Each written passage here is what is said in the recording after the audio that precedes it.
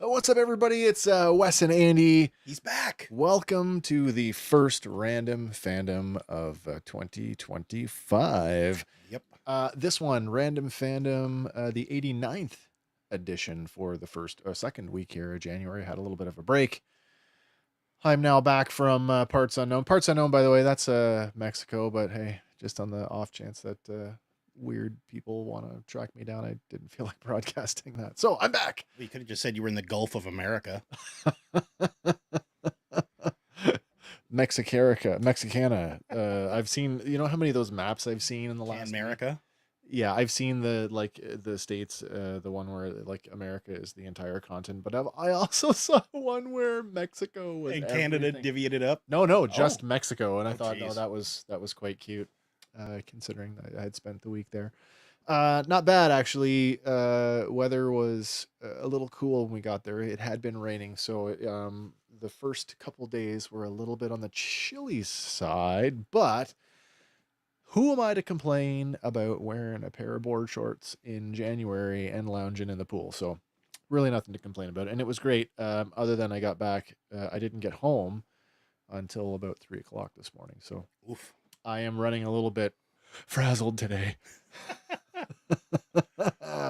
Happy to be back, though. I guess before we get into the randomness of everything, I do want to just make a quick shout to holy crap, the season finale. I know. It's Skeleton be so Crew good. tonight. I'm back. That means I'll be in the writer's seat this week, taking the finale for Sunday. So if you haven't been following our our Fandom Crew Skeleton Crew review series, You got Sundays. a couple days to catch up before we finish it off. Yeah, man. Check those out in the replay. They are under the the Fandom Crew playlist on our YouTube channel. And I guess we should probably open with Random Fandom Trivia. That's the stuff. Yeah, we should probably open with one of those. Zazel says, hello, Zazel. Why, hello there. And did we already post this one? Because I love this one. I did. Okay. I ran it during I'll the post intro. it again because you said I was saying boo ooze. Boo ooze. Nice. Boo ooze. But yeah, our question this evening Okay. should be easy, I'm guessing. Alrighty. Oh, Josh's in there. Oh, hey, Josh. Hey, Welcome, hey. Josh.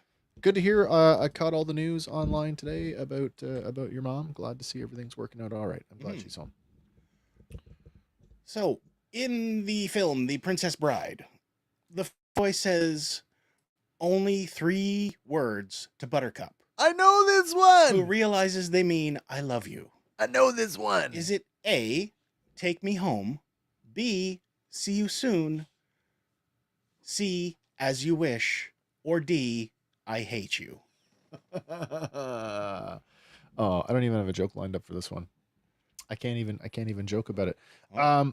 The Princess Bride, great movie. Mm-hmm. Also a fantastic book. If you have not read it, I highly recommend it. I am going to run the sounder, although I'm sure I probably don't need to. Yeah, I think we've already got answers coming in here, so they're pretty confident as Yeah, well. I would think so. We got what, 1, 2, 3, 4. Mhm. 4 of them already on the C. Make that 5. or D if you're Darth Vader. Nice. Okay, forget the sounder. We'll just go with it tonight. I think. Yeah, might as well. We got Gaz coming in here with C, as you wish. Sean also with C. Josh coming in with C. Gaz saying, as you wish. That's the rolling down the hill version. Yep. Zazel says C, but D if you're Darth Vader. And yeah, you guys are correct. It is, in fact, as you wish. No, Gaz, it is not inconceivable. It is totally conceivable. Totally. I learned a fun fact about the movie. Apparently, director Rob Reiner had to leave the set during Billy Crystal's scenes. Meathead. Yeah, because he would laugh so hard he would become nauseated. Oh, that's hilarious. So I yeah. believe that they pretty much let Billy off the chain on that one, and More than a likely. lot of it was improvised. Needle A says is a great Phil Collins. So take me home, 'cause I don't remember. See, I always think of "Take Me Home" as that "Take me home tonight. I don't wanna let you go till I see the The Eddie light." Money song. Is that by Eddie Money? It is Eddie Money. Yeah, 'Cause yeah. It's a movie title, and that's literally the whole theme of this Yeah, movie. and then actually that song, in that song, he says, "Just like Ronnie said," and then the That's lady true. cuts in, "Be my little baby," and of course that is Ronnie. Cyndi Lauper, is it not? No, that's Ronnie Spector. Okay. Ronnie Spector. You heard her on the Dirty Dancing soundtrack. Okay, because she follows it up with a what? Oh. Be my little baby. The girl. Yeah. It's Ronnie Spector. I would have swore it was Yeah, Cyndi yeah. Lauper. No. That's why he says, "Just like Ronnie said." Fair And enough. actually, there's a cool clip out there. If you didn't see it back in the day, you can find it on YouTube. Eddie Money and Ronnie Spector performing that on Letterman. It's pretty cool. Nice. Well, Very cool. our first one tonight. It's not. We don't have any in memoriams, but this Wow. is sad. It well, it totally because is. it just kind of proves that, even though celebrities are held to a higher standard, if you will, like we put them up on a pedestal, but they are still subject to all the same dangers the rest of us face in the world. Yeah. As a multitude of celebrities have now lost their homes in the LA wildfires. I had a discussion about this. Wow, that's a long list, and that's not even And that's everybody. Not even everyone. No. No. Canadians in that picture there. Mm. I had a discussion about this. I was talking to Kim about this because we were catching some of the news while we were down south, and there's this strange we all kind of wish that we had that kind of celebrity money, Mm-hmm. but the amount of people that have zero empathy. Well, they're rich, so therefore they can just afford to rebuy it. Yeah, but they still lost everything. I see. I'm assuming most of these folks will have, accolades, Oscars, awards that they've acquired through their careers. Sure. Memories, photos. You can't replace that. You can't blame them for having the life that they do. Actually, you can. They worked at it. That's their industry. Yeah. That's how remuneration in their industry works. They make an awful lot of money for doing stuff that maybe a lot of people think, oh, they're just playing pretend. But hey, if it was that easy, we'd all be doing it. Mm-hmm. So I'm really disappointed in sort of the lack of empathy that goes out here. And I'll just say the first one you got there, you got Billy Crystal top Billy left Crystal there. unfortunately lost his home. Billy Crystal lived in that house. It's the only house he's owned. He's lived there with his wife since 1979. Aw. So that is decades of family memories and of building a life. So how is that any less deserving of empathy than, say, if it was you or I that, make a pittance in the course of a year? So, yeah. Of course, we are all wow, over what's going on. Is that Ricky Lake, by the way? That is Ricky Lake. Yeah. I've never seen her with white hair before.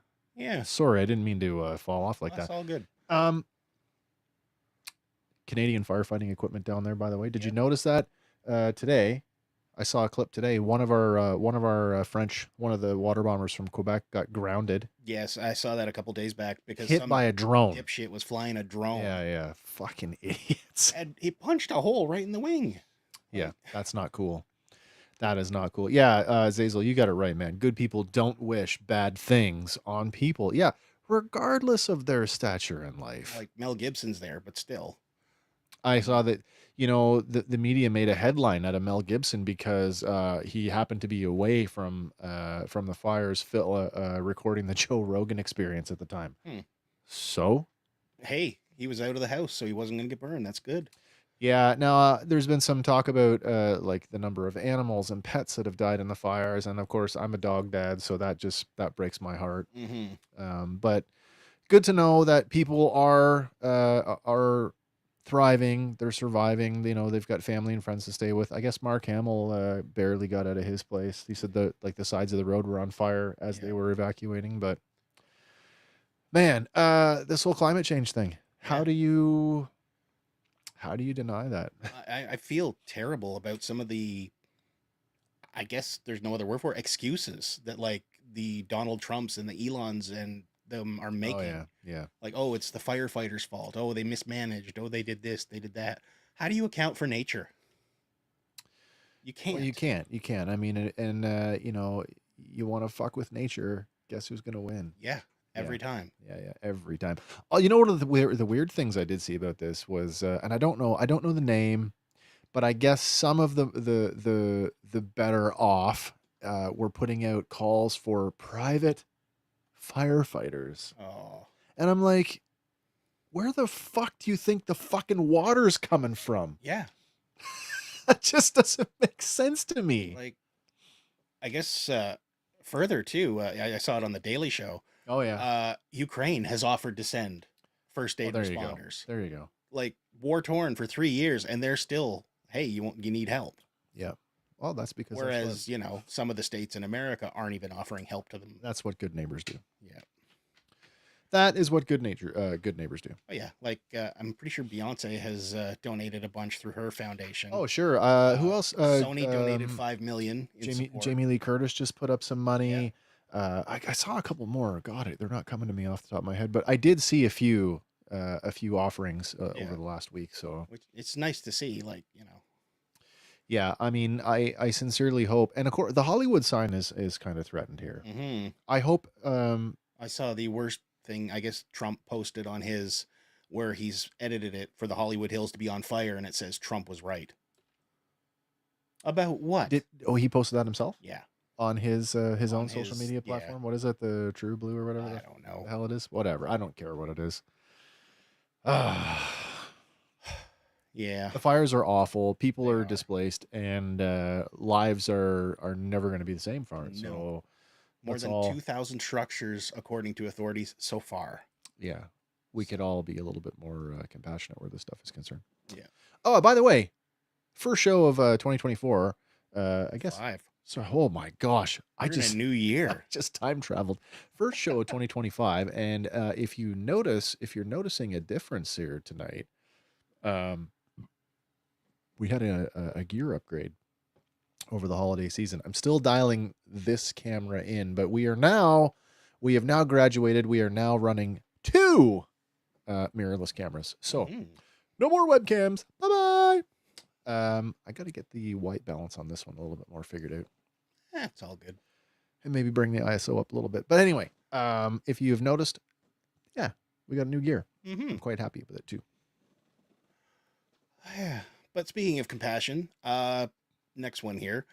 Marvel and DC actor Jimon Hounsou, Yeah. he says he is struggling to make a living in Hollywood despite having 2 Oscar nods.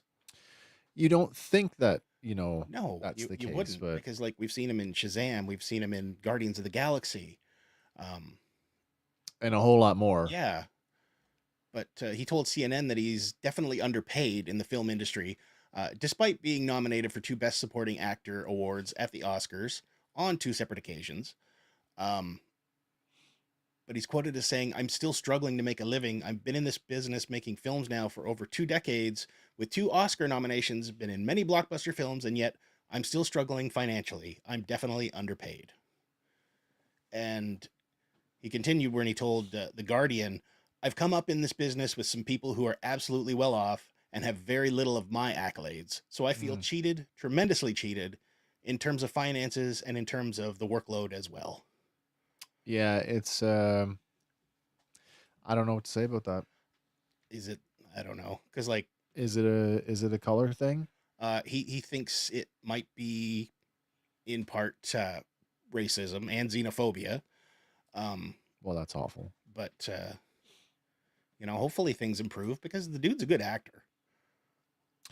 I quite like him. Anything I've seen him in, I've liked him in. Like when I'm Yeah. supposed to like him, like in Shazam as the Wizard, I liked him. When I'm not supposed to like him, in Guardians, when he was the villain guy, my God, you don't like him. I can picture him. Yeah, he's got the augmentations but like, Who? yeah, I can't think of his name. No, my gosh. yeah. But hopefully things work out. Another thing leaked online. Apparently, Uh-oh. we get a Switch 2 reveal. Oh, but this has been rumored for a long time. It has been. But this one came. Mouse is acting up on me here.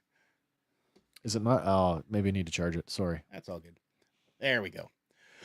Yeah, some I guess accessory makers Oh. showcased some new designs that I guess Oh, they right. shouldn't have yet. So, what did they take pictures with the unit actually in the photo? No, they took pictures of this mock-up, basically showcasing that it's going to be larger than the other one. And then another one showcased new Joy-Con photos coming out. And according to this guy who leaks stuff all the time, Nate the Hate, All right. they're thinking It's an of appropriate name. Yeah, for they a might be leaker. launching the new Switch in May or June of this year, but we're expected for Nintendo to actually give us an update later on this week, yay or nay, whether it's going to happen. But Okay, fair enough. you know, the console wars continue. I mean, who else is rocking a handhold right now besides Nintendo and the Stream Deck, I guess. And the Stream Yeah. Deck is a Windows-based thing, so Hmm. I mean, all the PC gamers sort of have that option now to take that on the go. Well, I'm not ready to upgrade again yet. My kids both have Switches, and I haven't owned actually I've never owned a handheld, like ever. No, the closest thing I came to is mini games on my phone. yeah, my wife had a DS. And, I guess my she's got an kids XL. had DSs and stuff, and they liked them, and I tried it, but I mean, it's handheld gaming was never a thing for me, and I just can't see it ever being a thing for me. Actually, that's not true. I did quite for a while. A guy that I worked with when I was overseas had the original disc-based PSP. And when we had some downtime, I was like, "Hey man, can I like try your PSP?" So it was cool when you're in the middle of the desert and you got nothing to do, but not for me now. Josh is saying they're making a Constantine 2. I can be down with that. Sorry, wait. With Keanu Reeves? I hope so. Is Keanu coming back? I like the Constantine movie, even though he doesn't look like the character. I mean, that's how I was introduced to Constantine. I was not not aware of the character. I guess I wasn't really much into DC then. Well, you'd have to be into their more Vertigo. yeah Vertigo. more mature imprint, I guess you want to call it. Yeah, that's the one. Yeah. Sean says he had a Game Boy. I had a Game Boy.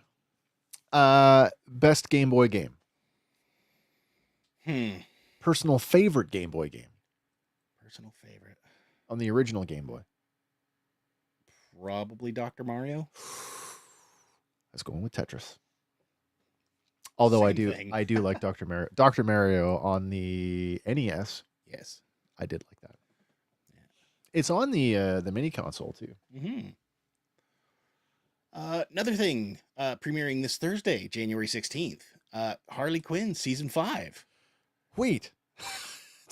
5? 5. Didn't this thing come out like last year? No, it's been out for quite a while now. My God. And it is just steamrolling along. It's I am awesome. so not up to speed with this stuff.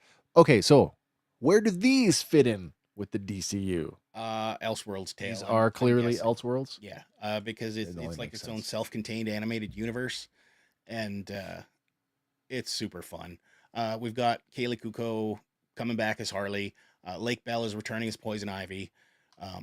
This time, though, they're going out of Gotham, and they're going to Metropolis. So apparently, they're going to get super. They are going to get super, but apparently Superman is going to be given like a little bit of time off because they show up and they're like, yeah, go take some time off, Superman. But Brainiac shows up. Oh. And I guess he's going to be voiced by Stephen Fry, who, if you were watching on Sunday night, is also the voice of the supervisor on Skeleton. Wait. The guy voices a robot. Yep. And the supervisor? Yep. Those two couldn't be connected, could they? Not at all. But yeah, all the regulars are returning, like James Adamine as Bane, Alan Tudyk as Clayface, who is just awesome in this show. So wait, that's 2 DC characters two DC characters that are animated for Alan Tudyk, Mm-hmm. who was also Dr. Phosphorus in the Creature Commandos. And he was also in the live action. Oh, come on, brain. The last Suicide Squad? No, not the Suicide Squad. The other guys. The other guys. Oh, Doom Patrol? that's the one. The other guys. I kind of figured that's where Yeah, you're going Doom with Patrol. that. He was in that. What did he do in that? I believe he was the villain in season 2. Oh, I'd have to go back. It was so bizarre. I watched the whole thing. It was just so bizarre, though. I don't remember him, though. Yeah. But we've also got a couple more voice reveals for Harley Quinn here. Okay. Lena Luthor will be appearing, voiced by Aisha Tyler. Superman will be by James Wolk. And Lex Luthor will be voiced by Giancarlo Esposito. Oh. So I'm interested for that. He does play a good villain, though. Now, I'm not 100% if he had voiced him in previous seasons. I should have looked that up, but... I'm not sure. Yeah. JB Smoove returns as Frank the Plant, so that's always good. But yeah, don't have to wait too long. Thursday night. No. So. Next up here, Andy Muschietti has voiced his opinion on why he thinks the Flash failed, and I don't think it failed. Maybe commercially or financially. It didn't meet whoever executives' expectations. For sure that it was. But as far as the movie went, it was great. Well, I mean, that boils down to that whole like you like things because you like them. Yeah. You don't like them because you don't. But I mean, when they're talking about was it a financial success? I mean, that's objectively true. It did not perform the way they wanted it to. And he goes on to say that it did not appeal to the all four quadrants. Four quadrants. Yeah. The male under 25, over, male over, and then female under, female over 25. And so in both female quadrants, it did not perform. And then he says that people just don't care enough about the Flash as a character. I don't know if that is true. I mean, you don't go on a 10-year show run with nobody caring about him.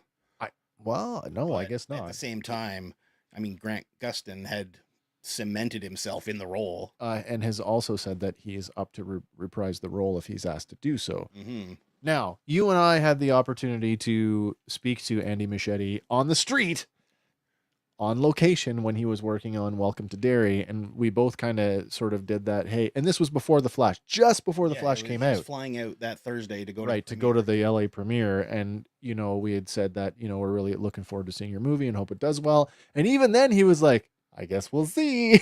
Mm-hmm. But you and I were both pretty positive about the movie. We both liked it. Yeah. I think separating art from the artist, as far as you mean in terms of Ezra Miller's of his behavior outside of the film, because in the film, like, he does really well playing both roles. I think that there's a sense of if you were like, we're never gonna get the take the page out of the book and throw it on the screen. That's never going to happen. No. We've been close on some things and we've been not so close on other things, but for what that was, and I said it when the movie came out, Ezra Miller, like him or not, did an amazing job at playing essentially twins. Mm-hmm. And I don't think I could have done that. And it worked that part worked really well. Mm-hmm. What's Gaz saying here? Well, it might have something to do with the nixing of that DC film universe by the people flipping the bills. He did mention that as well, right? Like, there is that too. It's an unfortunate thing. Like, oh, look, this is the end of the Schneider universe, if you want to call it that. Yeah. But I mean, we all sort of talk about the Snyderverse, and then there are people who are, and I've seen some really strange. I follow a lot of this stuff on social media, so I'm seeing like both the best and the worst of humanity in this stuff. Mm-hmm. And I've seen some real hate over the Snyderverse. I've also seen, dare I say, militant defense of it, like at the expense of like trying to tear down anything and everything that isn't Zack Snyder related, which is really weird. Like, guys, it's just a movie. Like, you need uniforms and armbands for that kind of militancy. Yeah. Yeah. But, so far, DC has kept him around, Andy Muschietti. He is reportedly set to direct The Brave and the Bold, which is the first Batman film in the James Gunn universe. Well, that's going to be interesting. So, Well, obviously that they have confidence in him and his as they ability to should. direct. Certainly, like, I don't think his direction was bad. I thought that the movie was well directed and it was well acted, but like its highs, it had its lows. It for had, sure, it had Michael Keaton Batman, for Christ's sake. for sure, we can all agree that the VFX on that movie were not where other DC films had been. And I think you and I even made sort of a point of like, we could sort of accept the uncanny valley because it was sort of through the Speed Force or through the convergence of the worlds, and it was sort of okay, but like objectively, no, there was some bad CGI in that. It was still fun. It absolutely was Him fun. saving all the babies falling out of the hospital. That was awesome. All the uncanny valley babies. Yep. Right. And I mean, I have since gone back and watched it a couple of times. Yeah, me too. I'm still thoroughly entertained by it. Yep. So, and who knows? Like in this culture, I keep seeing all these stories pop up of so and so's movie from 10 years ago is worth another look. I'm like, it always was. Yeah, some people are just late to the game, right? Yeah. But moving forward. Oh, what's one more here? Gaz says that I personally liked most of the films in this universe. I just felt like it was a bit dark for the DC universe, kind of like they just put all the heroes in Gotham. I mean, doesn't DC, though, as a publisher, have sort of a reputation for being a little darker? A little bit, yeah. I mean, with the exception of Superman, who is always supposed to be bright and hopeful, right? I've always felt that DC told these edgier stories. Anyway, I mean, that's not true anymore, but certainly in the 80s, Yeah. Sean says, I'm a big fan of the movie. I don't know how many times I've watched it. Nice. Yeah. But moving on, if the mouse will let me here. Is it really messing up? Do you want a cord? It's all good. Star Wars has found their answer to Baylan Skoll in season 2 of Ahsoka. They have cast big news Rory this McCann week. From Game of Thrones. Rory McCann, known as the Hound in Game of Thrones. By the way, lock up your chickens. Where are you at with this one? I'm fine with this. Like we knew it was going to have to happen because of the state they left the character in. Yeah. There's no way the Hound's story was over. We want more Baylan Skoll. Oh, sorry, did I just say the Hound? There was no way that Baylan's story was over. Yeah. Excuse me. All good. Gaz coming in here too, though. It is a real fun film. It is. Absolutely. Yeah. But the Hollywood Reporter is saying Disney is opting to keep it going and not just write him out, like, which would be, I guess, the easier option. But no, give us more of the story because it is such a compelling character. I mean, the one thing that we're all, and I think a lot of people are talking about, even Hank, our other podcaster, had sent a picture, basically a quick mock-up of Rory's face with Ray's facial hair, and I'm like, ooh, talking about uncanny valley. But then, like, when we saw the first images of, I'll say, Liam Hemsworth as Geralt of Rivia, we all kind of went, I don't know. Mm-hmm. Do you think when it comes time, are they going to let Rory keep his darker hair? Are they going to... I think they're going to gray him up a little bit just to keep continuity. I would hope so. Yeah, because you don't get sent back in time in this weird place in the galaxy. You're just elsewhere. Well, unless you get to the world between worlds. And then, both of them are Irish. So we have that going for them. Mm. Outside of the Hound, do you have any standout roles for him? I haven't exactly been following his career a lot, but apparently he's also appeared in Thor, Punisher Warzone. Yeah. The second Jumanji. Was he in the second Jumanji? Yeah. Okay. Yeah, he was. I don't recall that part. But yeah, when they're in the fortress on top of the mountain. In the fortress on top of the mountain. It wasn't Jumanji Welcome to the Jungle, was it? Yeah. I just watched that like The second 3 one. weeks ago. There's only 2. I thought there was 3, or there's going to be a 3. I'm pretty sure. Okay, wait. Don't hold me on this. Let me use the machine here. Jumanji. Rory McCann. Da, da, da, da, da, da, da.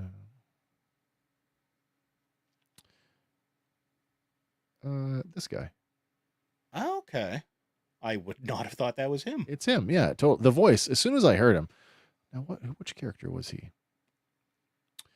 Yeah, there is. Yeah. Because there's Jumanji, Jumanji 2, Welcome to the Jungle, and Jumanji The Next Level. Oh, sorry. Jumanji, the Robin Williams movie. Yes. I wasn't considering. Sorry. It's part of it because they reference it. That's true. That's true. Sorry. I guess I meant the third one then. There you go. The second in the reimagined ones. Okay. But yeah, God, I still can't tell you that character's name. NPC number 14. Nope, that's not it. My gosh, what the heck was his?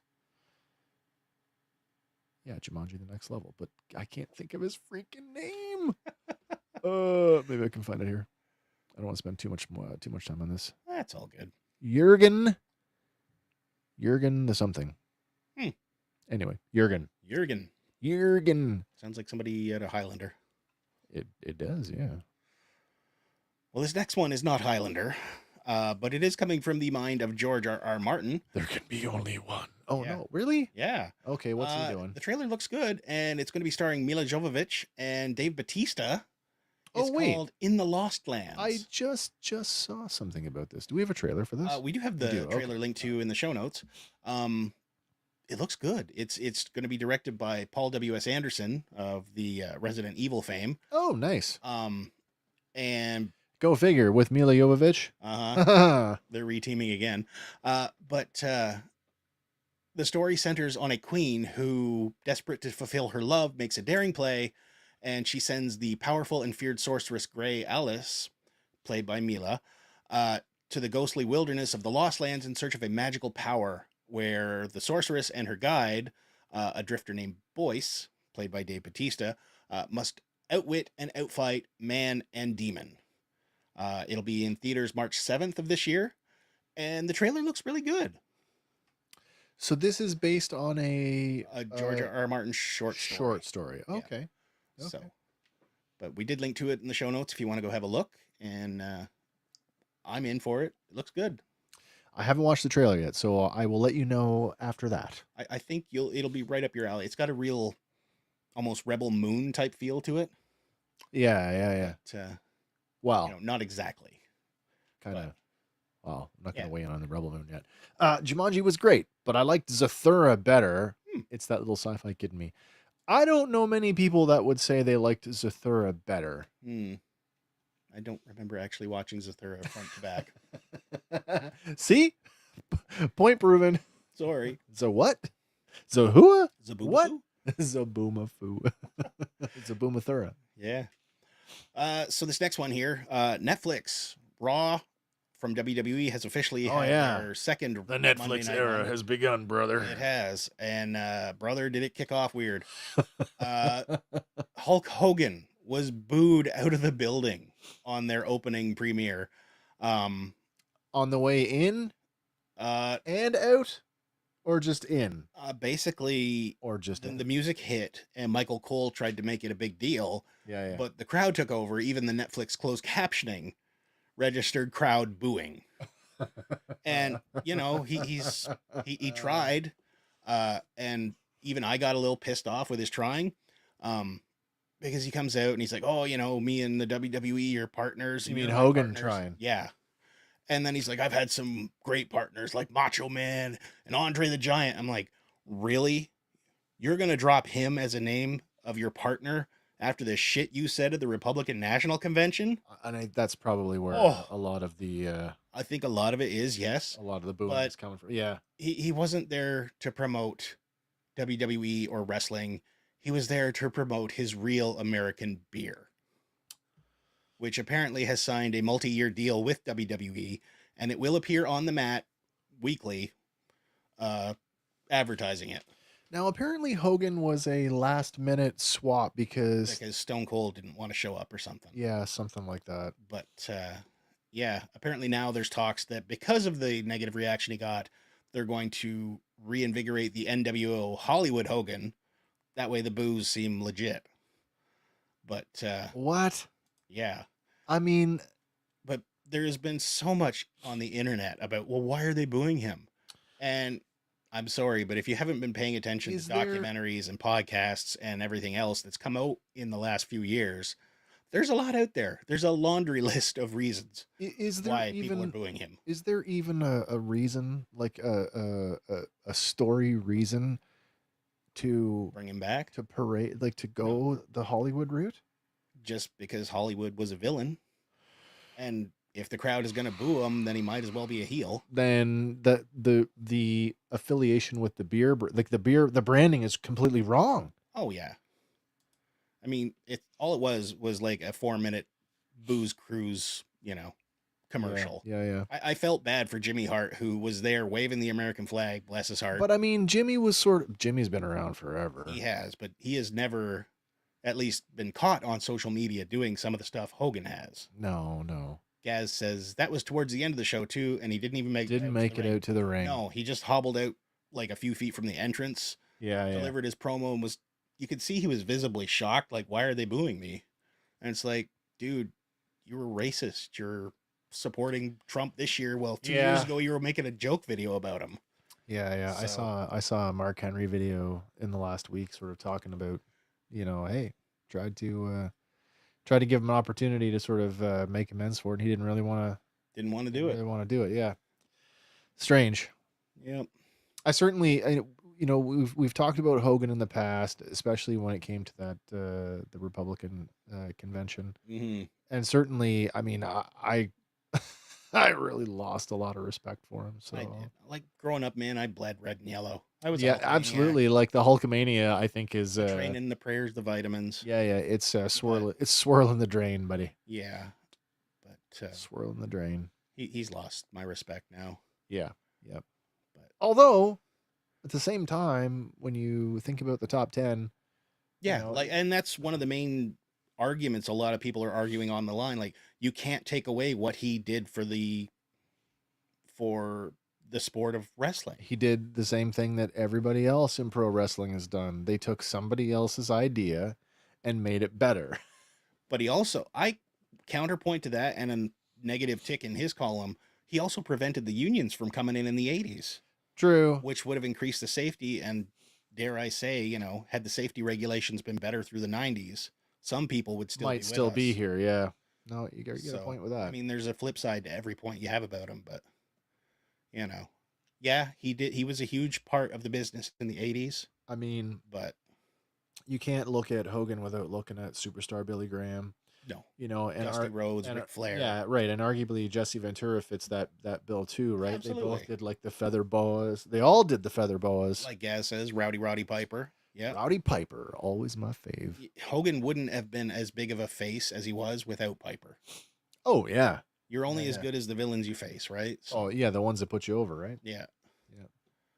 But yeah, he gets booed. So whether or not they're going to parade him out again and have him get booed again, we don't know. I think that's sort of the it's that whole ignore the man behind the curtain. Now that we know, I mean, when the kayfabe Mhm. faded, Yeah. and we all kind of saw that when the veil was pierced in the business side of it, and we got to know who these people really were. His show didn't help him. Hogan knows just- best.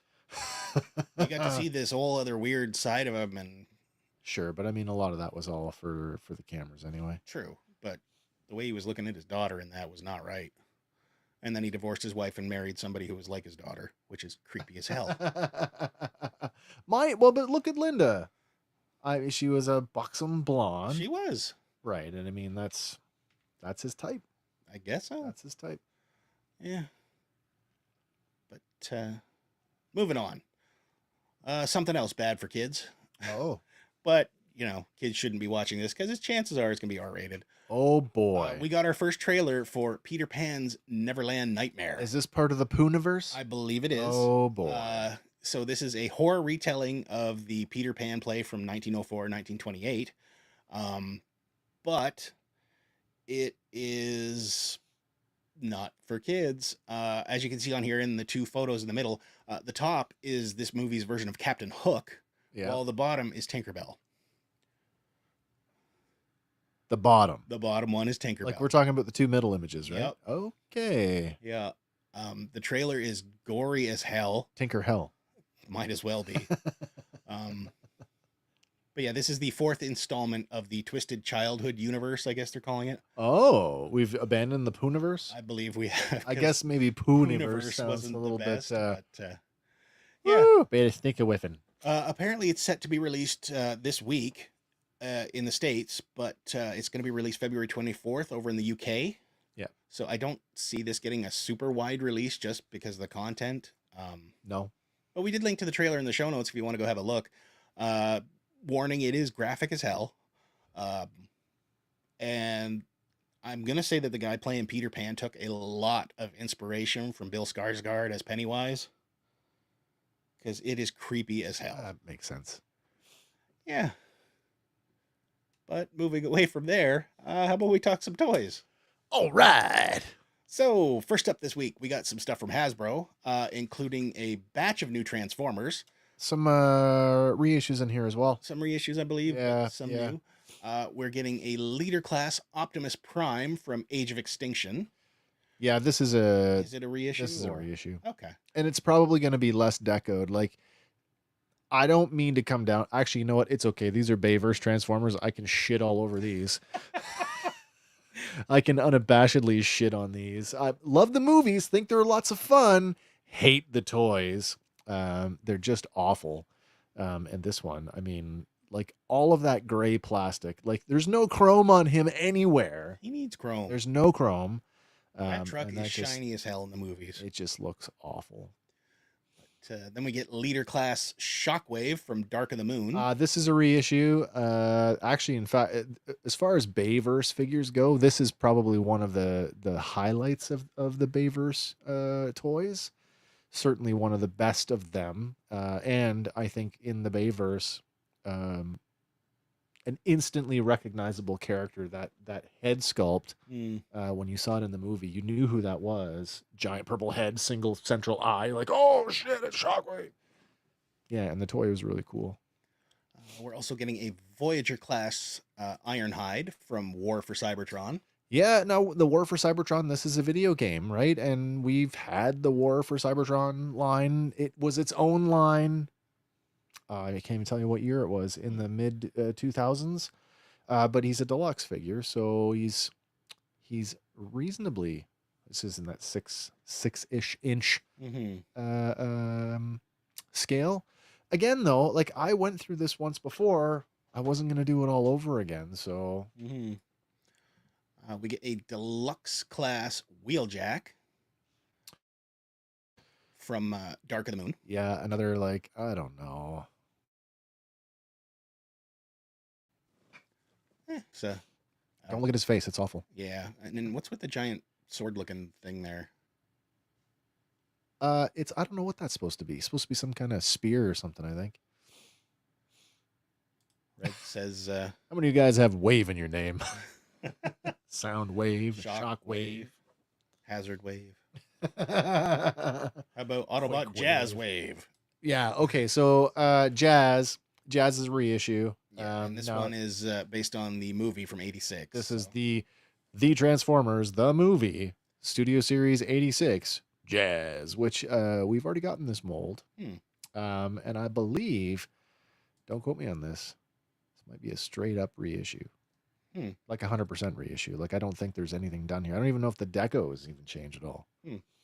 Gaz says, does he have gold? Does he have gold teeth? He might, in fact, have gold teeth. Doctor teeth? Yeah. Electric mayhem.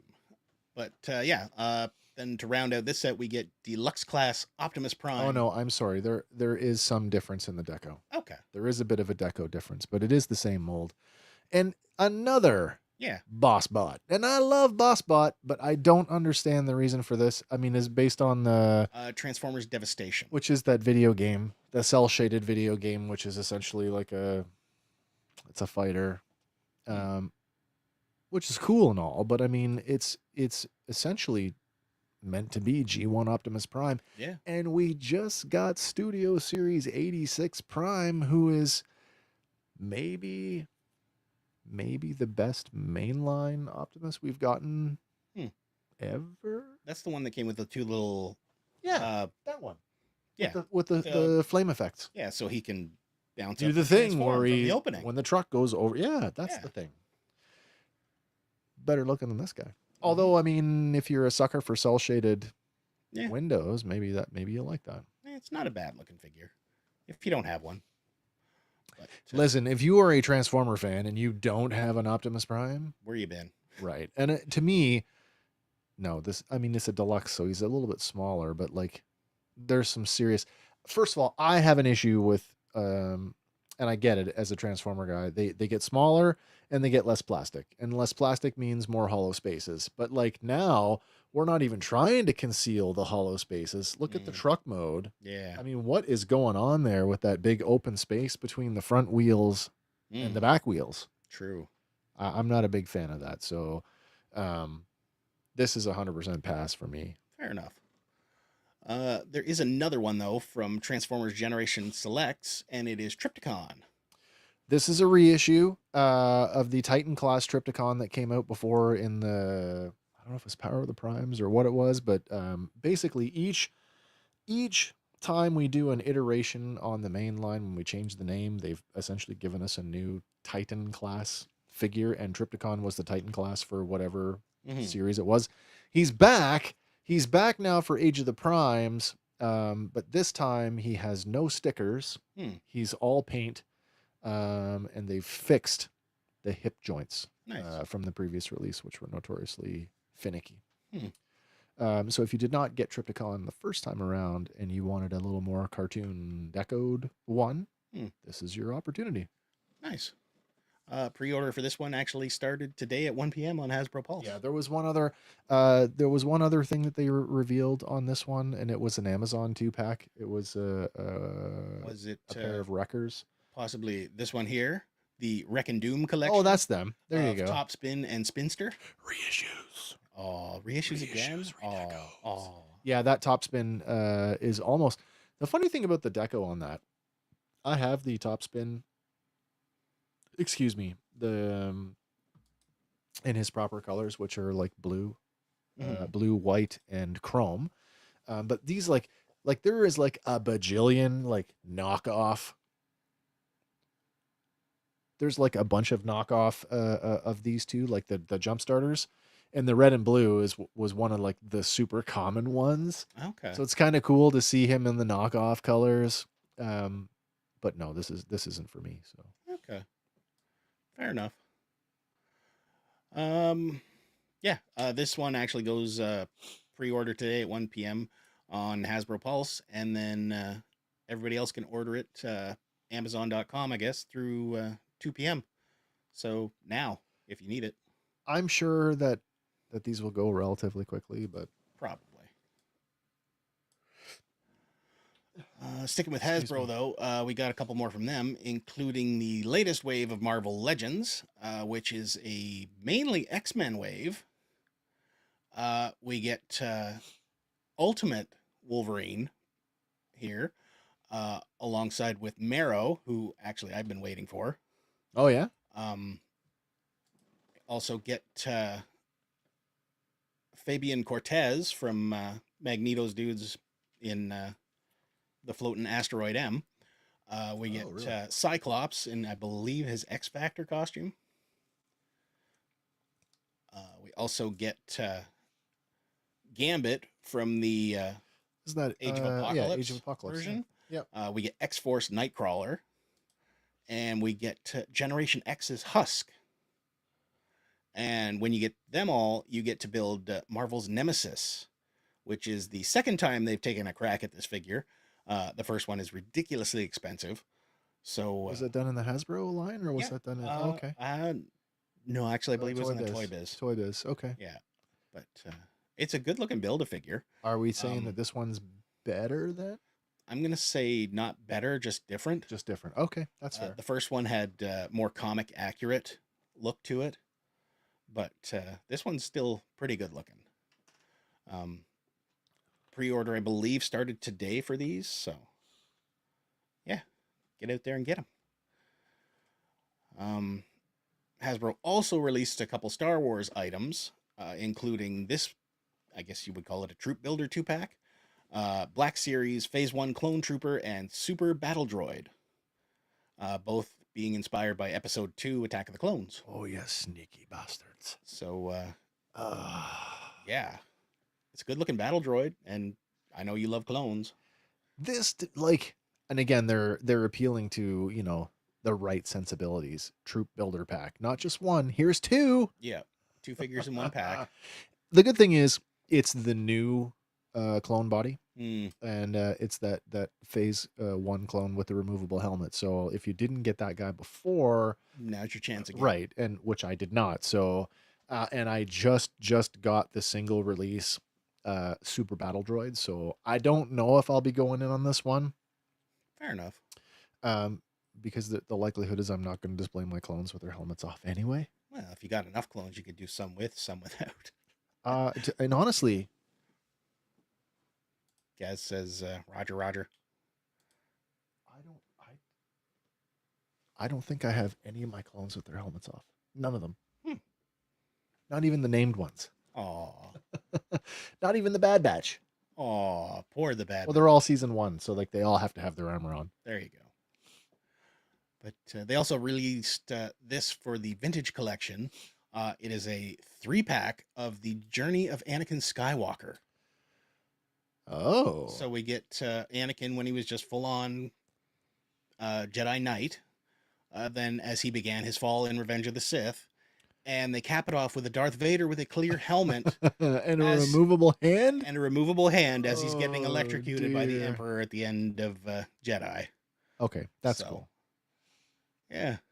Whether or not this is going to translate up into a Black Series 6-inch pack, I don't know. I don't know. The next the next big milestone is going to be a Revenge of the Sith coming up here in this year, I think, actually. I believe so. Yeah, we're hitting like a 20th or 30th anniversary of it.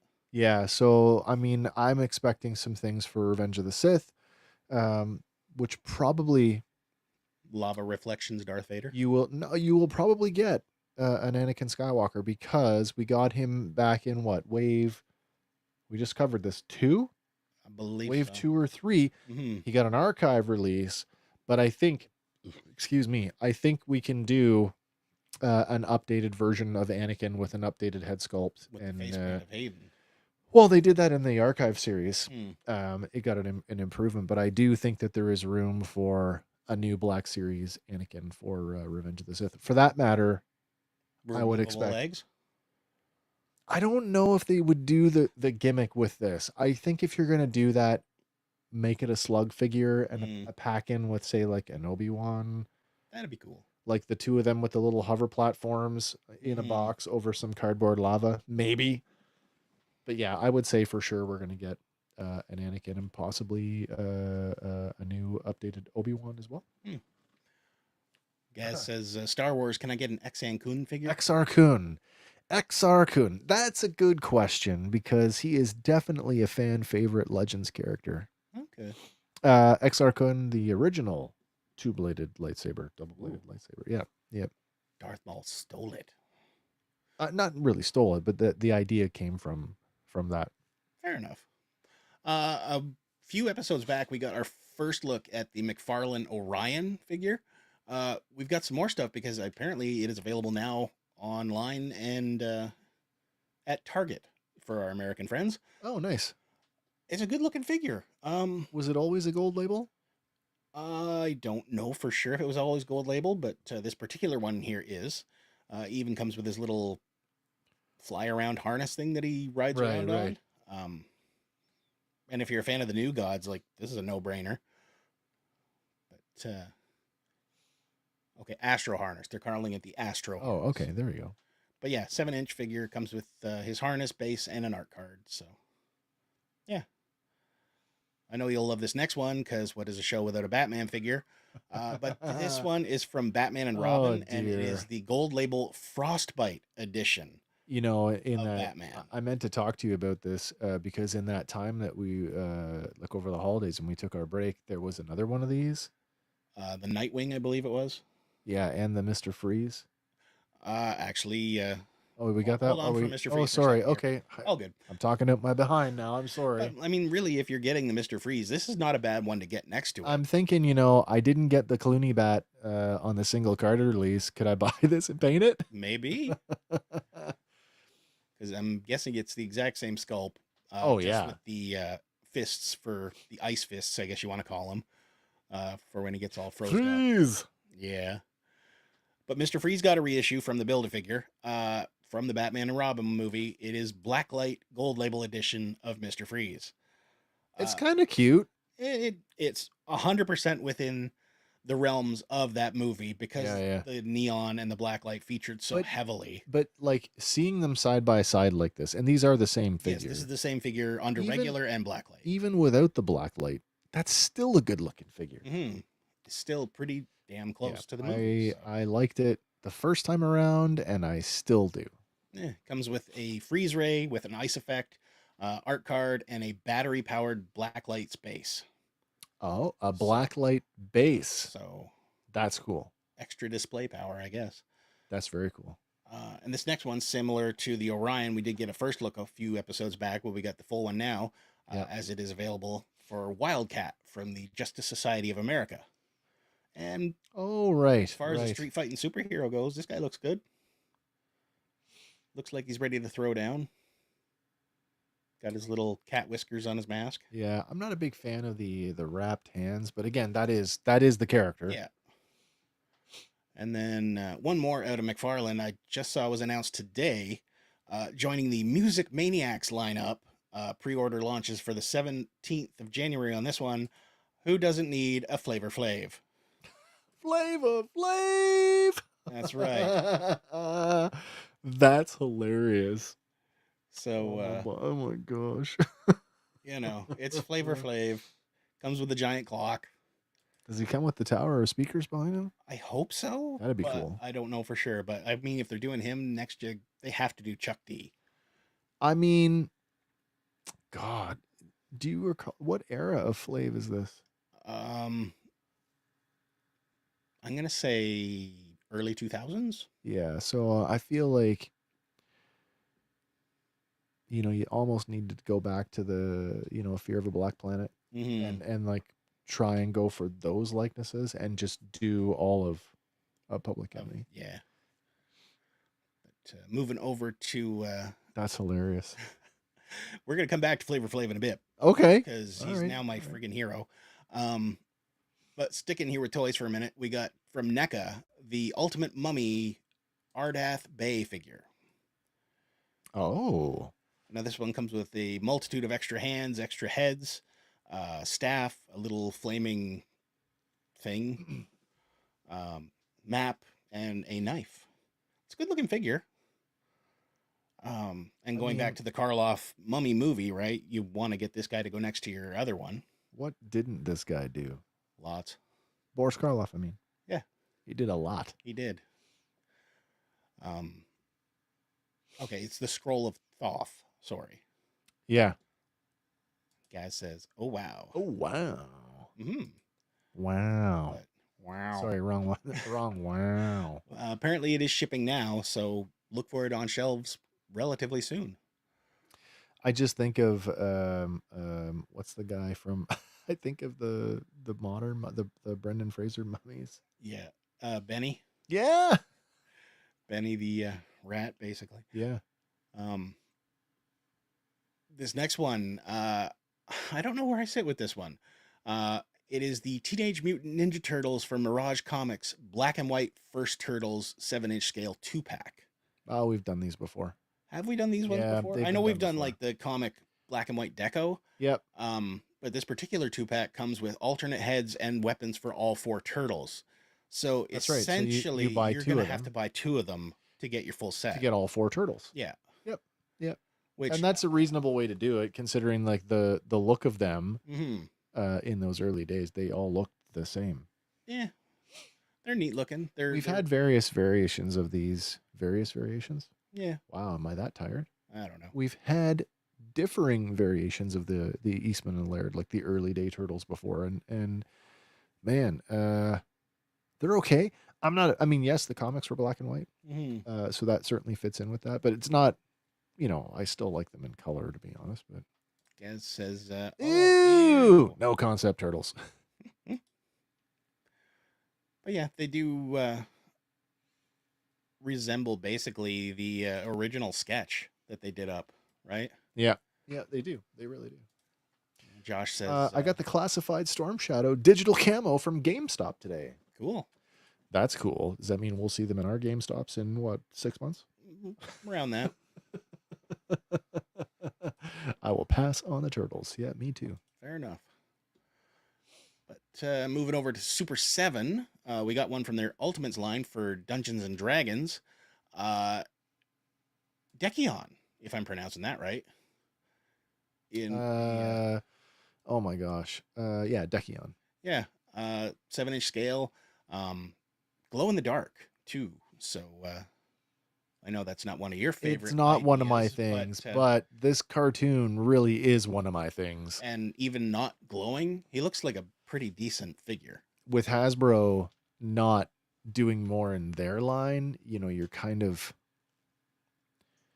I'm on the fence. Like, do I go for some of these characters that appeared in the show that Just to have them in the collection. Yeah. Even though that the scale is going to be slightly off, but it'll be in line with my NECA Dungeons and Dragons Ultimates. There you go. Which are also 7-inch scale. So sticking I with do Super like 7, him though. Yeah, he's pretty good. Comes with a sword, extra hands, extra head, and some sort of ring. Yeah. But sticking with Super 7, I'm actually kind of liking these next ones. This one here is a never before made in action figure form from G.I. Joe, Fatal Fluffy. What's funny is the day before I saw this, on the G.I. Joe YouTube channel, they just run episodes constantly.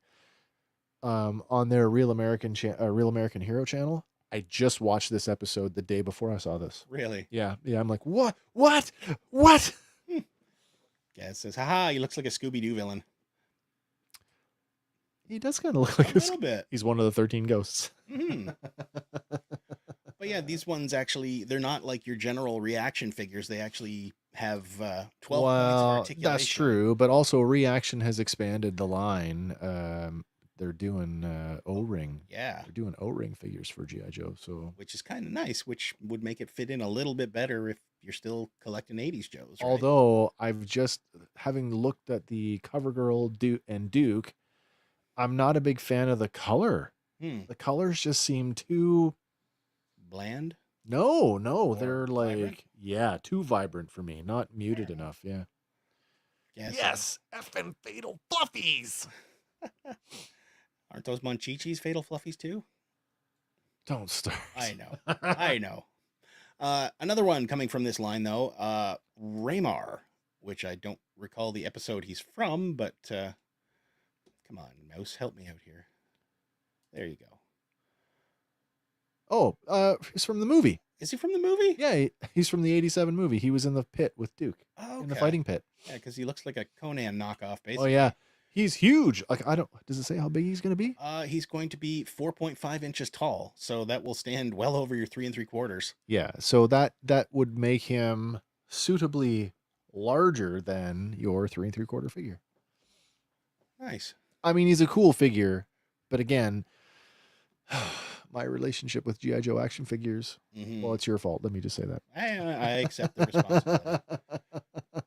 Got to pick up my retro card of Snake Eyes this week at the post office. Nice. Gaz says, hell yeah. No. That's the Monchichis. No. Josh says the movie. Yeah, the movie. Yeah, the movie. But this next one, I don't know why they're doing this one because he was released back in the 80s. Oh, sorry. First miniseries, The Mass Device. Well, who's the guy that fought in the? Is that with the arena? Am I thinking the same thing? I don't know. All my G.I. Joe is fuzzy from the 80s. I gotta watch it Wasn't again. there a big pit fight in an arena in the movie? Maybe. Who killed Duke? Globulus? I don't know. Was it a poisoned arrow from Serpentor? Maybe. Oh my God, I'm getting my Speaking GI of Joe all screwed up. Serpentor, Yeah. he's actually the next one we're talking Oh about. well, there you go. Kind of a weird choice because he did have a release in the 80s, but Well, there you go. See what I mean? Like I just find the yellow on that. it is a lot more vibrant than the 80s Yeah. gold version. Like I look at him and I'm like, oh, it's corn on the cob. Seriously, peel the green off him. He's corn. It's corn. Corn Pentor. Arena of Sport, first miniseries. That's exactly what I'm thinking of. Yeah, okay. I'm sorry. I messed that up. It's totally, that's right. Okay, fair enough.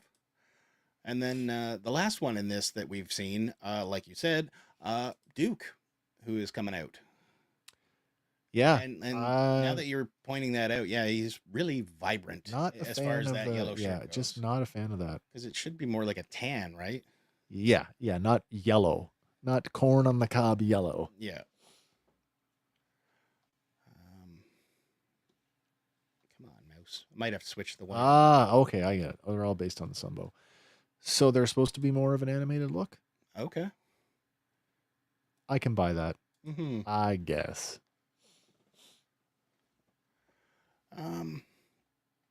We got one more here from Super 7, and I will tell you this one is a reissue. Oh, excellent. But if you missed it the first go around, it's a pretty good way to get them. 7-inch scale, the Deluxe Notorious B.I.G. Oh, I remember talking about this. Mm-hmm. I actually did get the ultimate version, so You did? I did. I got it for my birthday. He comes Happy with a whole birthday to host you. more accessories than this one, but if you missed out, this is still a good way to get them. Features premium paint detailing, comes with sunglasses, microphone, and gold chain. So, yeah. But that does bring us to the end of our toy segment. Oh, nice. So I guess that means it's time for Lyrics. It's misheard lyrics. Lyrics. It's misheard lyrics. Tonight. All right, Mr. So- Lyrics. this week's. Yeah, tonight's lyric.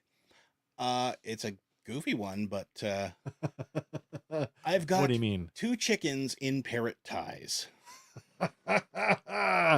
Oh, that's hilarious. So we need the We are looking for the actual song title. yes. As always, the blurred out image is a clue to the real song. We'll give you the sounder, and we'll check back with you in just a few seconds.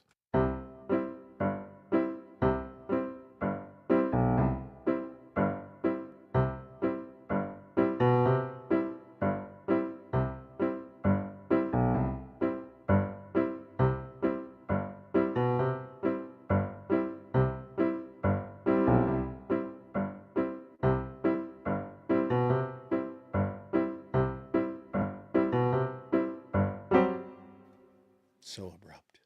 I know. It's over. Damn it. Yep. So we do have our first answer in here, and as usual, Oh, they're rolling in now. yeah, Josh the sniper coming in here. The Eddie Sonic Money. Sniper. Yep, 2 tickets to paradise, Of which course is it's- true. Of course, it's 2 tickets to paradise. And in case, just like Ronnie said, if you don't remember what that song sounded like, let me tell you. Here's the lyric.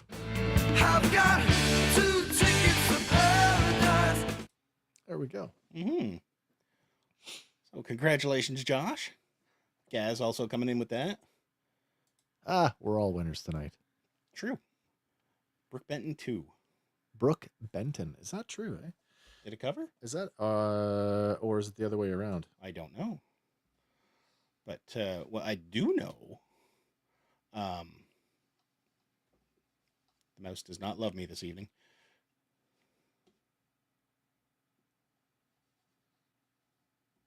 Do we have the wired one?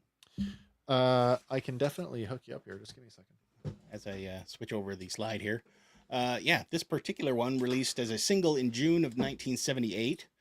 reached number 22 on the Billboard Hot 100, and it was also featured on the fictional radio station KDST in the 2004 video game Grand Theft Auto San Andreas. So yeah, get your San Andreas. Gotta go on. and see how that goes. Much better. Yeah. But that was our misheard lyric for this evening. Moving on here, as I said, we would get back to Flavor Flav. He is actually rallying to support Sesame Street. Oh, right, To right. You save had it mentioned from this. cancellation. The TV contract is nearing expiration, and he is stepping up saying, you know, we have to save it. And he's right. Who the hell thought it was a good idea to cancel Sesame Street?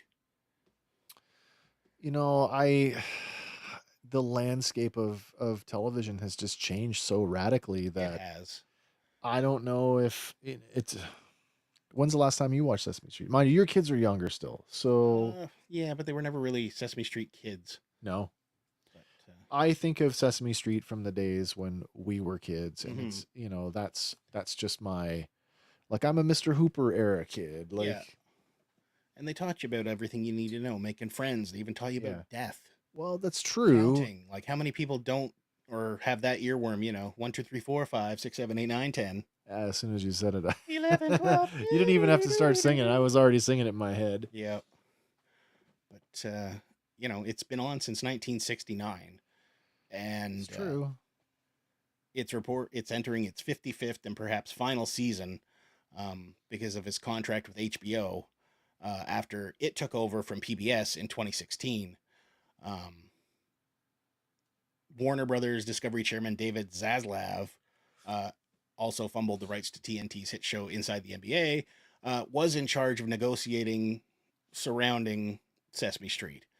So hopefully they get their head out and find a way to save this, because it is important. Like, even if they find a way to put all the old episodes into syndication, Oh, they already are syndicated. yeah, but where can you stream them? Yeah, And that's I the don't question, right? know. I don't know. One fan on Twitter tweeted out, David Zaslav is comically evil. Who cancels Sesame Street? He's going to try and cancel Christmas in 2025 next. You know, I'm not for or against this, but like, that is an executive's job, is to make those decisions. And like I said, the television landscape has changed, and if the viewership's not there, like, it doesn't matter how institutionalized it might be. Yeah. I mean, you know, people come and go. I mean, your Muppet characters, your puppet characters can be recasted, but like, your human characters come and go. I mean, fucking Carol Spinney, Mm. you know, the only Big Bird. Well, that's not true. He's not anymore, but you know what I mean? Like, it's, you know, could Mr. Rogers' Neighborhood go on without Fred Rogers? I don't know. You know, like, look at the whole Mr. Dress Up thing. Yeah. It was never the same after Casey and Finnegan left. No. And I mean, it was just, so I get it. I get it. There is something to be said for, it's just not the same anymore. And just to have it around, like, Mhm. even if it was saved, are you going to watch it? Are you going to contribute to the success? Or are you going to be like, oh, we saved it, yay? I probably would go back and watch it. I'm because, not. like, they I'm had not. such crazy musical performances over the years, right? Like Johnny Cash was on there. I would be more interested in going back and watching the episodes from my childhood. I'm not interested in watching what's Like being the produced. 2000 stuff. No, I have no interest in that. Hmm. And I think that's a reflection of kids today. Kids today have no interest in that. They don't want, like, and we're both toy guys. Mm-hmm. And Your kids kids don't love toys. Your kids don't love toys. My kids don't love toys. Like, that's just the reality of, it's a cultural shift. Mm-hmm. Gaz says HBO Max is streaming Sesame Street. Well, there we go. Okay. That's good. All right. Yeah, but I mean, what happens when, and that's right. So When that's they lose the contract. that's or where when it's at right done. now. Josh says Animal was my Animal, favorite yeah. Muppet. Go to Disney Plus Yeah. and watch the Electric Mayhem. it's really fun. And see, that's where it's weird, because like you'd think Disney would want to acquire this, right? Like fully acquire it and then go after those Muppet babies, and then we can finally get the Well, Muppet Family Christmas like we're supposed to. you've got crossover characters, and I'm not sure how that works, but is Disney not already sort of partly involved? I mean, Yeah, would they've got the Muppets end of it. I'm not sure if they have the Fraggle Rock piece, but HBO has the Sesame Street piece, right? So Yeah, no, I get it. I get it. Wes, you, me, Andy, Joe Fans, Hazel, and the gang will join the cast of Sesame Street and keep it going. we'll keep it relevant. We'll just I don't add- know if you want your children learning from me. Sure, why not? We learn stuff every week on this show. That's true. But speaking of learning, here's what we know so far. I'll about have to the, reteach all the kids how to spell the alphabet. It's going to be A-E-H. AEH. A. Hey, nice. Was that even remotely funny? Oh yeah. Okay. I thought it was funny. Josh says I'll play Animal I'll Crossing. play Animal Crossing, yeah. Well, just Animal. There you go. Oh, you Not must Animal be, Crossing. must be using a phone. My Talk- daughter plays Talk that. to text? Maybe. Oh, damn you, autocorrect. I'm so sick of your shirt. Oh, there you go. And Cookie Monster. That is how I eat cookies anyway. Oh, no. He was always a little wasteful with them, but that's okay. Yeah. What we know so far about the new Jurassic World Rebirth film. Nothing. Well, we know a little I bit. know nothing. Uh, Teach me, wise one. fair enough. Apparently, the new movie is a script written by screenwriter David Koepp, or Koepp? Koepp? Koepp? Cop? Koepp? Cop. Let's go with cop. Yeah. But apparently he was the one that wrote it for the first movie and Lost World. So he's returning to it now. So it's kind of nice to see him come back. The synopsis apparently is going to be 5 years after the events of Jurassic World Dominion. The planet's ecology has proven largely inhospitable to dinosaurs. No way. I know, right? But those remaining exist in isolated equatorial environments with climates resembling the ones in which they once thrived. Right around the middle of the planet. Yeah. The three most colossal creatures within that tropical biosphere hold the key to a drug that will bring miraculous life-saving benefits to humankind. And in this new chapter, we're going to see a team racing around trying to secure DNA samples from these three creatures across land, sea, and air. Well, that makes it a little bit more like we can lean into some of the horror elements. A that little way. bit, yeah. All right, Um, we just need to get a sample here. Yeah. How much tranquilizer do we need to take this one down? Yep. Gareth Edwards is going to be directing it. Oh, you would no know him shit. from Monsters, Godzilla, Rogue One, and Yeah. The Creator, which was awesome. Scarlett Johansson will be the lead in it. Mahershala Mahershala Ali Ali, yeah. is going to be in it as well. Blade, not Blade. Yes. Blade, not Blade, possibly Blade. Yeah. Gaz says they should turn this into Dino Riders. What about Cadillacs and dinosaurs? Come on. Oh, that would be fun. Yeah. Oh, and Gaz's favorite Muppets were Grover and Animal. Anima. Grover Anima. or Super Grover? I do like Super Grover. Super Grover 2.0 was pretty cool. Yeah, I'm lost. Yeah, in the original he just had the helmet, but when he got 2.0, he got like a whole armor upgrade. He had a cape and he had his little shield. Yeah, but then he got like arm gauntlets and more armor and boots. Okay. Yeah, So he was the steel of Super Grover. yeah, kind of. Josh says Dino Riders, Dino Riders would be cool. Yeah. But also starring in this movie is going to be Jonathan Bailey, Rupert Friend, Manuel Garcia Rulfo, Luna Blaise, David Lacano, apparently child actress Audrina Miranda. I don't know her, I don't either. so this might be her debut project, I guess. Philippine Velge, Bashir Sylvain, and Ed Skrein. Ed Skrein. Oh, right. God, he plays such. You know he's going to be your villain. Probably. That's your villain right there. more than likely. Ed Skrein. What hasn't he been a villain in? There's a press release going out there, though, that says a new era is born. And they're hoping this will evolve the series in a ingenious new direction. So, kick off another trilogy of trilogies. Okay. Right. Do we need another one? I could keep watching dinosaurs. Is Jurassic World going to go after Rocky? Maybe. Jurassic World 19. Dinosaurs versus Rocky.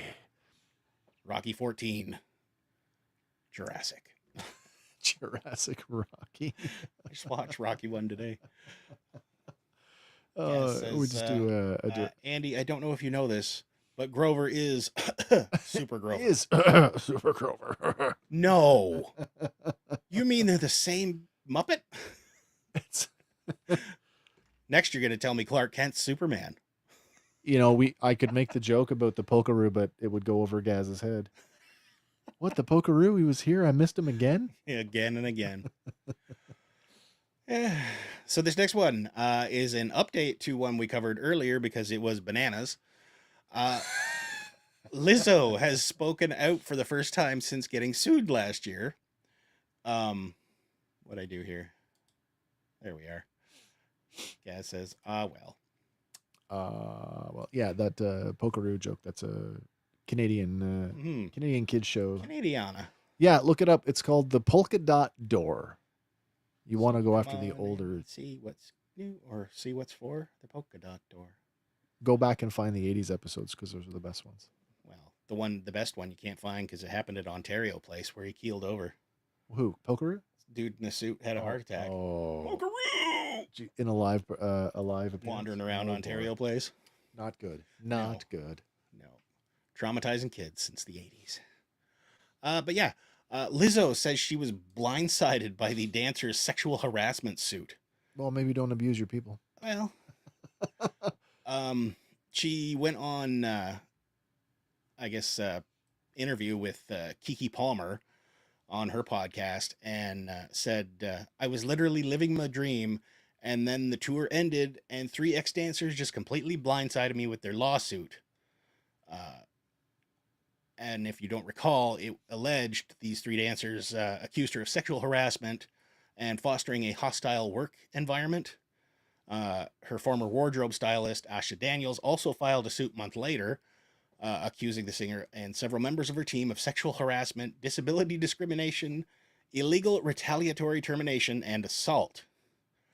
But early in December, I guess Lizzo scored a little bit of a victory because she was dismissed individually from Daniel's lawsuit. But her company, Big Girl Big Touring Inc., is still listed as a defendant. So she's off on one. Her at the top didn't know what was going on below her. With that. That makes sense. But she has said that she and her team are continuing to fight the other claims until they're all dismissed. Not dropped, dismissed. She's further quoted as saying, the hardest part about all this is that none of these things are true. They're very silly claims. I could go through every single one. The sexual harassment one is really the one that upsets me the most. But she further says that, yes, she did go to this adult club. No, there was no mandatory invitation, and she didn't know that they were going to be coming there. And she said, I'm not going to be like, hey, you two get out of here, and just invited them in, or that she says. She alleges that the situation was very consensual, but added that her boundaries with her employees are now as wide as the ocean. Further quote says, I don't think that people who I employ should even be privy to how I am in the bar at this point. No, they shouldn't. I think that this experience taught me healthy boundaries, but to be real with you, it was such a fun night. Well, I mean, So- you're in Amsterdam. She's admitting she went to the bar. She's admitting they were there. And she's admitting in her eyes everything was consensual. So the banana thing, really? Bananas. Bananas. But you don't sit there and admit, like, yeah, I was there. Yeah, they were there. Yeah, this all happened, but not how they describe it. Right. Then it's just a matter It was of taken my point out of of view versus yours. context. It was out of context. But yes, I was there. How do you catch a banana like that out of context? Apparently. But yeah, I guess the lawyers for the dancers say, there is a power dynamic in the boss-employee context that Lizzo utterly fails to appreciate. We stand by the claims in the lawsuit and are prepared to prove everything in court with Lizzo on the stand under oath before a jury of her peers, not spouting nonsense and lies, rationalizing a failure to take accountability on a podcast. Yeah, yeah. So, again, it'll all play out in court, So we'll see how it finally ends up. But on this day in pop culture history... Oh, man. History lesson. Yep. I'm ready. On this day in 1948, Carl Weathers was born. Oh, boo. Rest his soul. Yeah. On this day in 1954, Hacksaw Jim Duggan was born. Oh, Happy birthday, sir. 1964, Hanna-Barbera's series The Magilla Gorilla Show first aired. Magilla Gorilla. Yeah, you remember that one? I do, yeah. And then in 1973, Elvis Presley performed 2 concerts in one day to benefit the Koi Lee Cancer Fund, the second of which was recorded live for the TV special Aloha from Hawaii. Considered groundbreaking because it was the first concert by a solo artist to be aired globally via satellite. Oh, that's very cool. So that was neat. So yeah, that's your history lesson for on this day. Yeah. Disney is in a little bit of trouble again. I read this one yesterday, and yeah, animator Buck Woodall is accusing the Disney company of copying his ideas in a $17 billion claim against Moana. I do question the amount, though. I don't know if did you where's the B and the M and compare on the keyboard? They're close to each other. But I think they're looking at it from a perspective of earnings, I guess. As Moana, the first Moana anyway, has been streamed some ridiculous amount, and if one person were to watch it back to back for days at a time, it would take them 150,000 days to watch it that many times. Okay, but 150,000 people have probably seen it. That's then that's one day. True. Right? So like I suppose that I'm with Gaz. Billion. B 17 billion, is that right? Like yeah. Like that just seems like a typo to me. This is actually the second time he has sued them. The first one got thrown out in November of 2014, I want to say. Okay. Or 2016. I can't remember. Either way, it was thrown out the first time, but because they've released Moana 2, now they've basically reopened it for him to do it again. Well, not only that, it's just like if the claims are true, it's still based off of copyrighted works. Yeah. And that's the case. It's like, oh, we're just going to keep going with our thing. Now, it's not impossible for two people to come up with the same idea independently of each other. It's been proven a million times over. But it will be interesting to see this one, how it plays out. If they'll fight it or if they'll just give them some hush money and go away. Maybe, because this is the second time go for it. So, but he alleges that Moana scripts include similar details to his one titled Bucky, which also included a teenager who defies her parents. I just want to preface this by saying I'm not Polynesian, and I know like almost nothing about Polynesian culture. So if any of these bullet points are just broadly part of Polynesian culture, then they would be widely available. You might have a hard time arguing some of this stuff. Because like Moana 1, they made such an effort to make sure like they were hiring, people of that Polynesian descent, with ties to it and authentic music, authentic songs, Yeah. And if they're researching into Polynesian culture, right? So, but apparently this guy's script included a plot about a teenager who defies her parents and embarks on a voyage across Polynesian waters to save their island, which is essentially the same plot as Moana. But he's saying that in there is a scene where the main characters are sucked into a whirlpool-like oceanic portal, which is basically the same idea when same thing that happened in Moana. Yeah. Because I'm shiny. Yeah, right. His probably wouldn't be as catchy. But in his suit, he goes on to explain that he produced a screenplay and trailer for this Bucky project, shared the details then with Jenny Marchick, who was the Mandeville Films Director of Development in 2003. As early as 2003, yeah. But she is now the head of development for DreamWorks Animation. Okay. And had first look deal with Disney through that Mandeville. Mandeville, yeah. So if there is some connective tissue, that'd be where it is. But Disney has produced evidence to the contrary, saying, here's where we got ours from. It was all independently developed with no influence from this guy. So. Well, now a judge is going to decide that. Oh, yeah. And Potentially. But there's a whole bunch.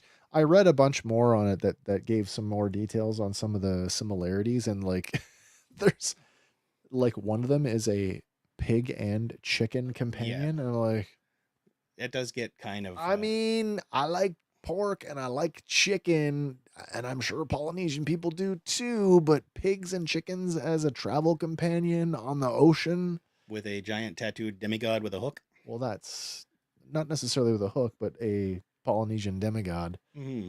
That's a little on the nose.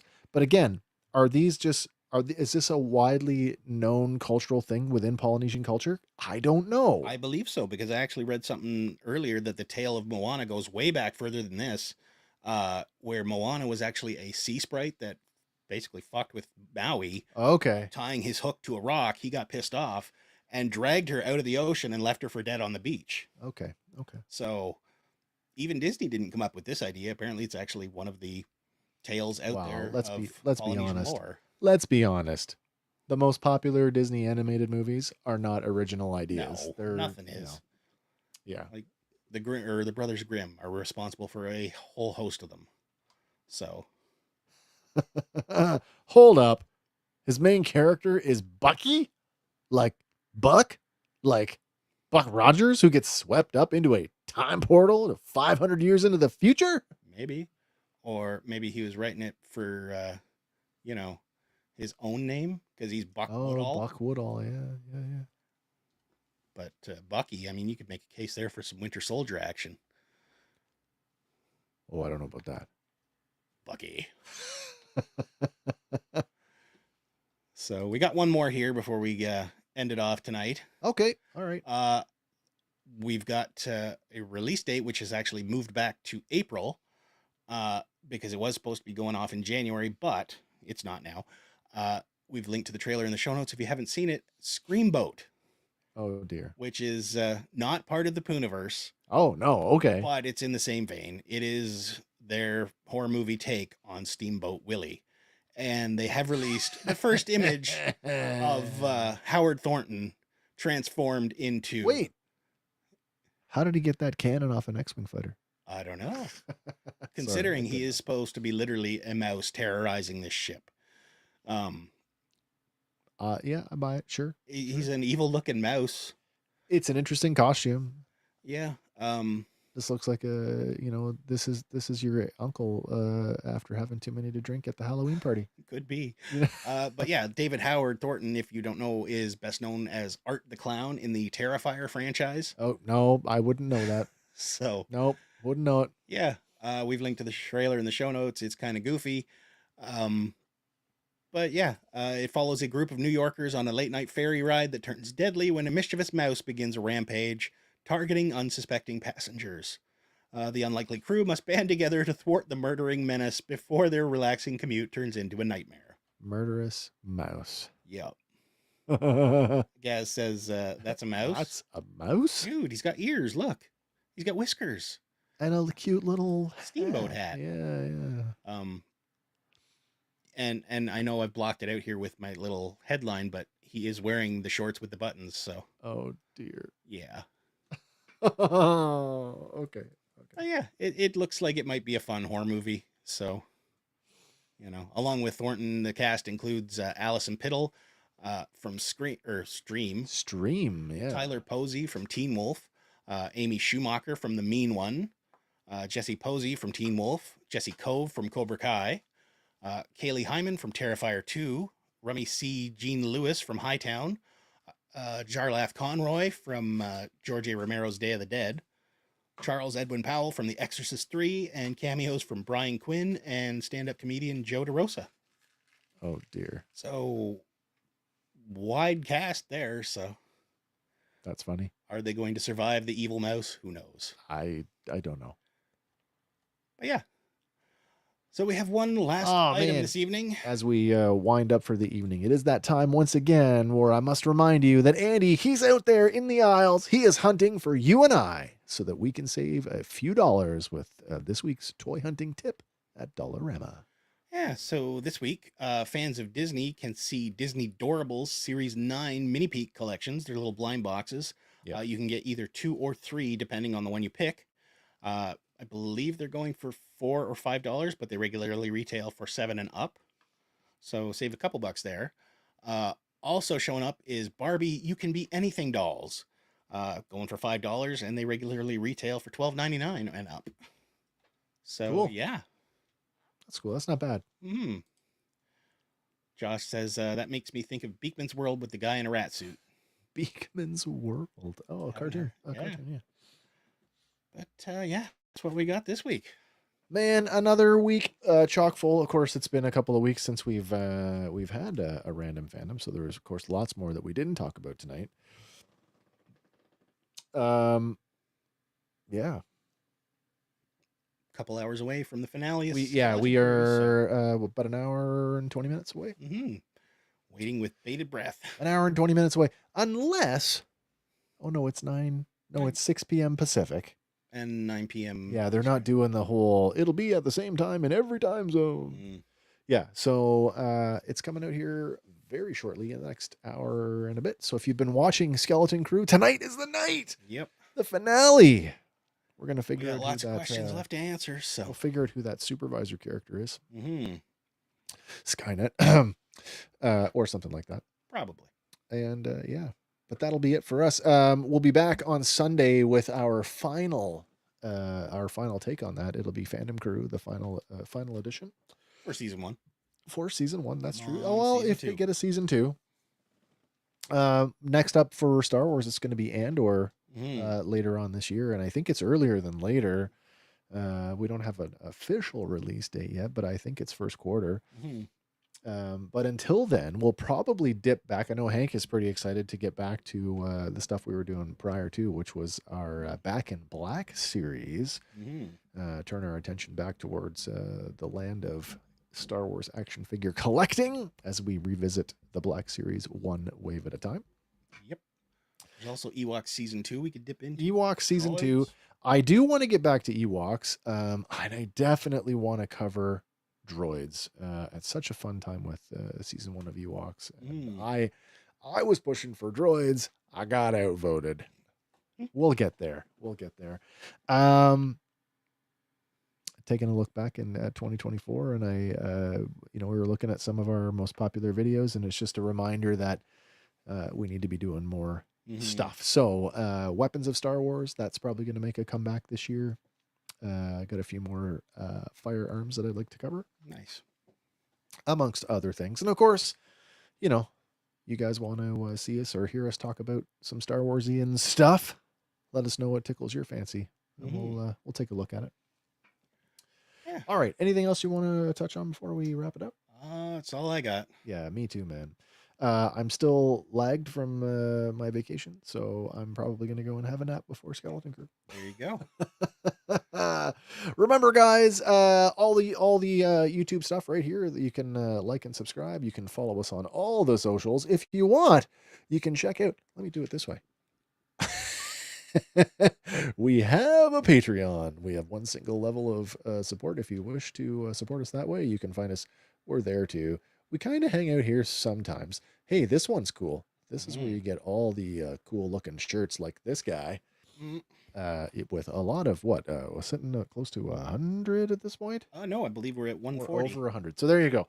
140 logos, all pop culture inspired or directly inspired by something said right here on the show. It is a great way to support us. Sometimes they screw up and they overpay us and they want their money back like they did this month. It happens. But, that is all for me. And I would just take this opportunity to remind all of you that whatever your thing is, no matter what it is, always a fan on. And remember, for Fandom Power, my name is Wes. I'm Andy. And we will be back next week. And we will see you then. Bye for now.